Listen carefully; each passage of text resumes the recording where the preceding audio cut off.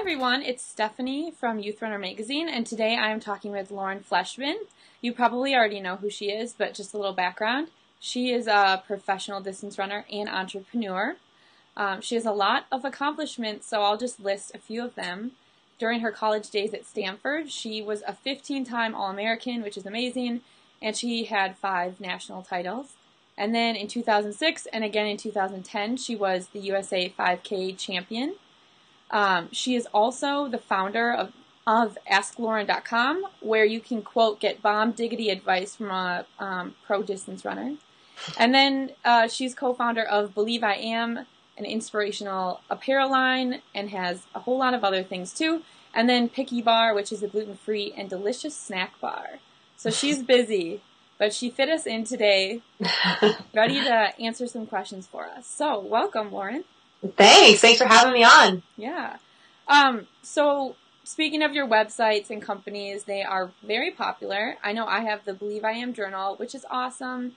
And I know that you have a promotion that's going on for that journal. So can you tell us a little bit about that?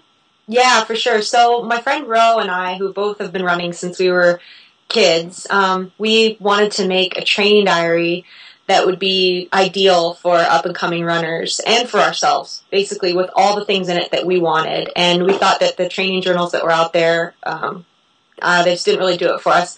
And you can always record stuff online, but we're old school. We like to have something we can hold and carry with us, and at the end of the year have everything you did in one book that you can keep forever. So I have one with me. I can show it to you. But basically we decided to make a training journal that was really awesome. So it's got a real wood cover, and it has 12 months worth of training. It has tips from Ro and I. It uses sports psychology concepts that are used by pro athletes to help give you a mental edge. And it also has a lot of focus on setting goals and how to check in with your goals on a regular basis to make sure you have the best chance of achieving them, which is something that we learned as professional athletes and have refined over the years. And we would have loved to have something like this when we were starting out and running. So we thought we'd just make one. But the problem is that when you make things yourself, they're really expensive. And so they normally cost about $25. But we really want to get them in the hands of young people. And we know what it's like to be young and not have a lot of money. So we're basically knocking $10 off the price for teams. So they're $15 each if you can buy 10 or more. And so you can check out our website for that promotion. But we also have a motivational cool poster that we made that you get with your order for your team. And basically we just want to hear about you and learn about you, and you can use us as a resource when you use these training journals. Yeah, I know that I love the journal because you can actually write down what your goals are going to be. And a lot of times for athletes, you know what your goal is, but to have it down on paper where you can refer to it consistently throughout your training is really important. So that's the one thing that I really liked, along with the illustrations, because they're awesome. Thanks. But, well, I'm glad you're liking it. Yeah, it's awesome. Great reviews so far, so we're always trying to make it better too. Yeah, well, I give it 2 thumbs up, so everyone should go on the website and check it out. And then I had to ask you about Picky Bars because I know that they're really popular. I'm trying to get them into my favorite local running store. But where did the name come from? So the name Picky Bars comes from being a picky eater, and kind of like runners are notorious for being pretty picky about a lot of things. You know, we're picky about how we live our life, about how we do our training, about what we put into our bodies, about how we prepare for races. I'd say that runners in general are more thoughtful people and maybe more detail-oriented, and it can be overwhelming and exhausting to have to worry about your own nutrition and all the details, especially when you have a race coming up or a hard workout. You stress out about what you should eat. And so we made this energy bar that basically has exactly what you really need. And then so we kind of do the picky for you, and all you have to do is pick one up and eat it. And you don't have to think about it, and you can spend your time thinking about other stuff. That's awesome. It's gluten-free, dairy-free, made of real food ingredients, doesn't have a bunch of complicated chemicals or preservatives in it. It's just pure. Yeah, and I'm sure it's a lot easier on people's stomachs because sometimes with running that can happen. So yeah, cool. For sure. Very cool. And I know that you created Believe I Am, or started it, and Picky Bar with some of your friends while you were injured. So it must have been kind of a fun distraction to get to put some energy towards those types of things. But what else gets you through those times when you're dealing with an injury or you're kind of held back from running a little bit? Oh man, well, as I'm sure the audience out there knows, if you have something go wrong and you can't do what you love, it's really tough, especially when you don't get to be around your team. And everywhere you look, everyone else is improving and getting PRs, and you're kind of stuck either in the pool or on a bike or something like that. So it was really helpful to have a distraction and put my energy into something else. And I always tell people that. I tell high school kids when they ask me what to do when they're hurt, I say, focus on something else you're good at for a while. It's going to be hard to be around your team, and that's fine. Just do the best you can to support them, support your friends. But when it comes to how you feel about yourself, you're just going to have to find that confidence in something else for a little while. And that can only help you later on. Even as a professional athlete, it benefits you to have more than one thing to feel good about besides your running. Yeah, and I think that's really important too because, as you said, runners are very picky. They're dedicated to what they do, and sometimes you can be so one-track minded. But you are a whole person, and you have lots of other things too. So it's it's awesome that you get to explore those other things because I'm sure it helps balance your life a little bit better.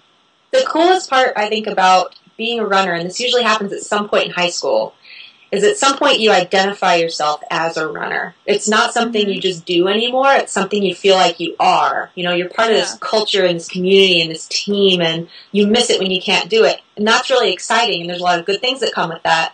But the flip side is when you do get hurt, if your whole identity becomes being a runner, you're in for a lot of trouble. Because what comes with running is injuries. And, something like 75% of runners get injured every single year. So it's impossible to go a whole career without having an injury. So you can't have your whole identity be running. But most runners, the first time they get hurt, if they're a serious runner, they go through a transition of, it's really uncomfortable and you're miserable and upset and you miss it and you have to grow. And then if you get hurt again a couple years from now, though, it's easier the second time, because you realize you're not just a runner.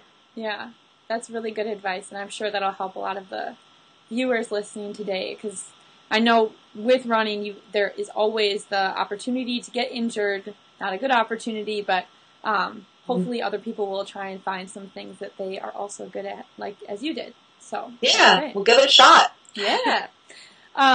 So you had a workout today, and I know you're dealing with a little IT band injury right now, right?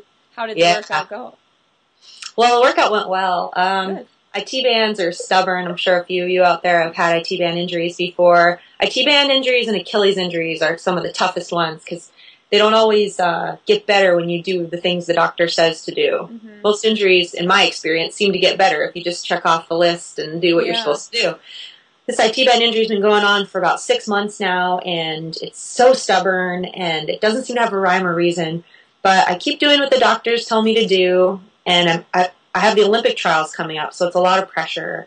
And I'm not exactly in the position I hoped I would be.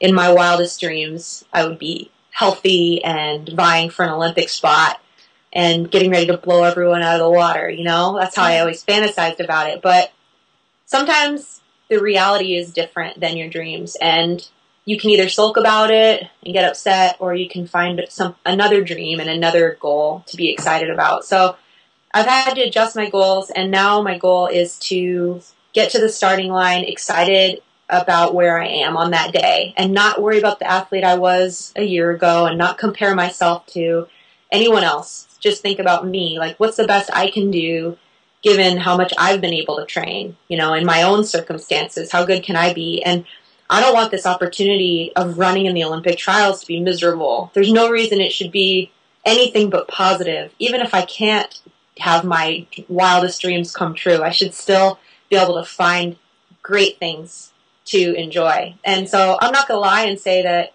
it's easy to get to that frame of mind. There's a painful process of letting go of one dream and trying to find another. And I would never recommend anyone give up, but I do think it's a useful skill sometimes to be able to adjust the plan and find something else to be excited about and see it through and don't waste a single day. Yeah. And I think your article about what's the hardest thing besides winning where you talked about going back and having to defend that title. Yeah. That kind of correlates with that, with being injured and having to go out there and not know what's going to happen when you get to the track, knowing all the things that you've done before. So you are a different runner, and you never know what will happen because something amazing could happen. But it's hard to disconnect, the things that will happen when you are at your prime shape and what will happen when you're not, and be okay with that and accept what happens. So I think it's good that you have that philosophy, and I'm sure that it'll go probably better than you think it will. You've got a lot of talent, so we're excited to see how you do. Thanks. I hope so. My training's been really interesting. I haven't been able to do any easy runs at all. Yeah, so I heard. I can only sprint with this IT band injury. So I can walk and I can sprint. So all my workouts have been go to the track and do X number of sprints, and then walk a warm-up, walk a cool-down. That's it. Wow. I've never trained like that in my life.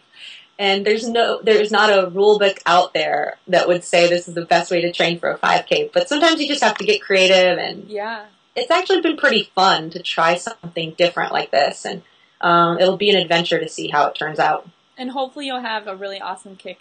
I hope so. Yeah, it'll be what it'll be. I hope for anyone out here watching this interview, I just want everybody to know, if you do tune in and watch the Olympic trials, which I hope you do, to know that no matter how I'm doing out there, that I'm giving my best and that I'm going to be having fun. Like, I refuse to not have fun in that race. I will have fun. That's good. Awesome. I'm sure, it'll go well, and I think everyone will have fun watching you guys duke it out on the track, too. So. Thanks. So back to your college career a little bit. You have quite a list of accomplishments, but between your All-Americans and your national title, which one was, the most memorable or stuck out in your mind the most? Oh, wow. Well, it's really hard to break it apart, to be honest. I mean, my goal going into college was to be consistent.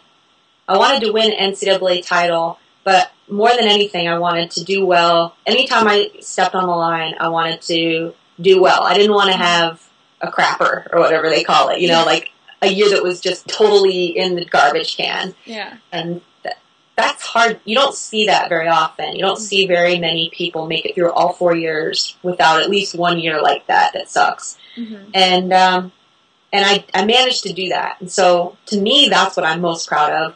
Every year that I ran, every single nationals I was in, cross-country, indoors, and outdoor track, I finished with an All-American honor. There wasn't one time where I finished worse than top 8 in the track, and I think top 25 is All-American in cross-country, something like that. So and there were some years, especially my sophomore year, where I had put on, the freshman 15 or whatever, sophomore 15 pounds.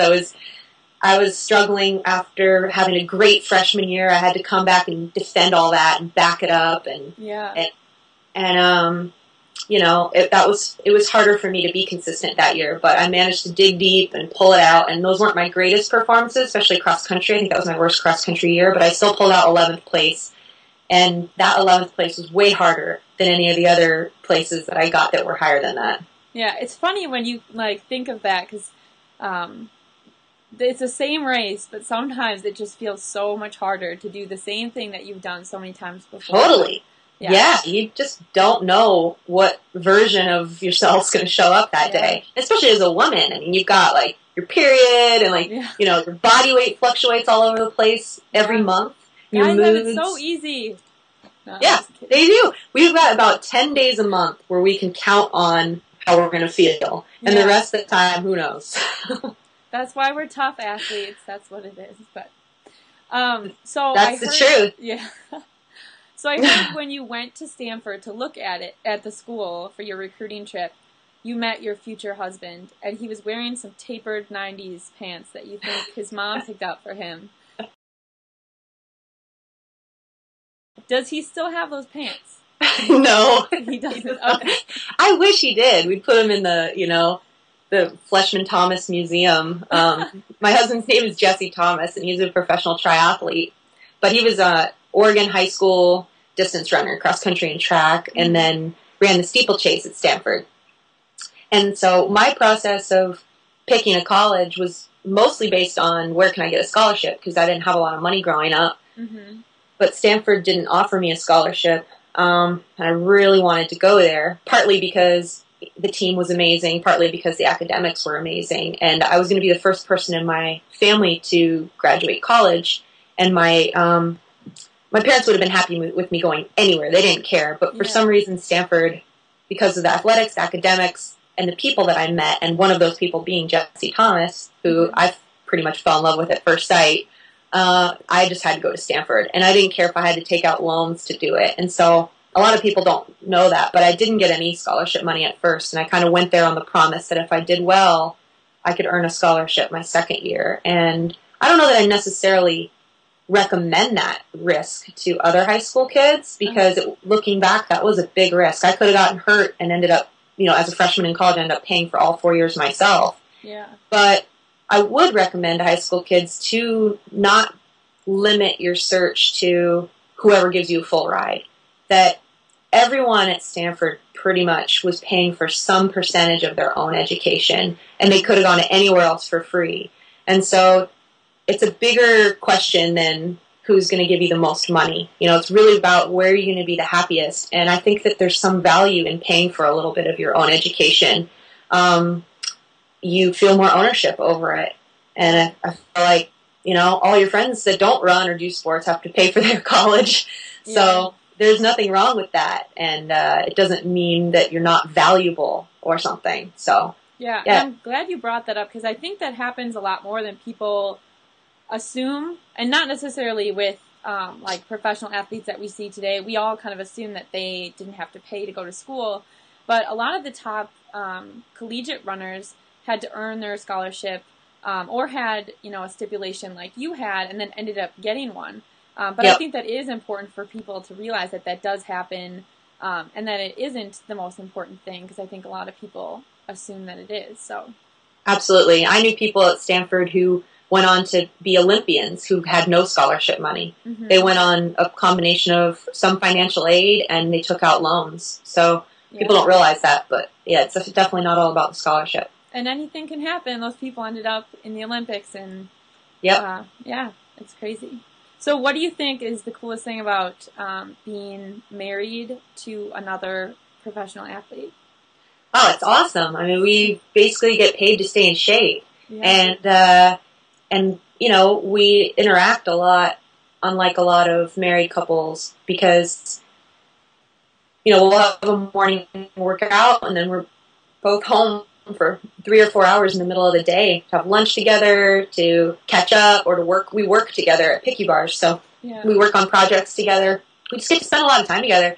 And the other cool thing that people might not expect is that we do spend quite a bit of time apart. And I don't mean that like, I don't want to be with my husband all the time. Yeah. But we spend 4 or 5 months apart a year, and we're both going off and having these adventures and really living our own individual lives to the fullest at this time. Mm-hmm. And then we always get to come back with great stories of people we've met, places we've seen. And we've been married almost 5 years, and we've been together on and off for a total of 12. Yeah. And everything is still really fresh and interesting and exciting. And I think there's a lot of value in having your own friends and parts of your life that are your own, and you don't have to do everything together. And I didn't have a ton of examples of that growing up, a few, but not that many. And so it's just good to know that there's more than one way to have a relationship and a marriage and have it work out. Yeah, you guys are the new age couple, professional couple. That's awesome. Well, you've given us quite a lot of advice on life and running, and I appreciate it very much. Of course. So everyone out there, you can follow Lauren on Twitter. Her handle is @LaurenFleshman. Or you can send her some questions at www.asklauren.com. You can go to pickybars.com or Believe I Am to get that journal for your team, along with that really awesome poster. And you can also read her work on Women Talk Sports, because she writes some really fabulous articles. So we wish you all the best of luck in the season. Good luck with that IT. We believe in you. You can do it. Thanks. Yeah, and for anyone out there who, I signed probably like 500 Runner's Worlds last year when I was on the cover. And if you go to my website at asklaurenfleshman.com, there's a section on there that has an address and stuff where you can mail something. So if you want to mail something and have me sign it and mail it back, I'd be happy to do that. And I love getting letters and emails from people, and it's just really fun to connect with everyone out there. And I very much remember what it was like to be in high school and to be starting out. And so I just love to stay connected. So look for me online. All right, we will do that. Thanks so much, Right. Lauren. Yep, no problem. See ya. Bye.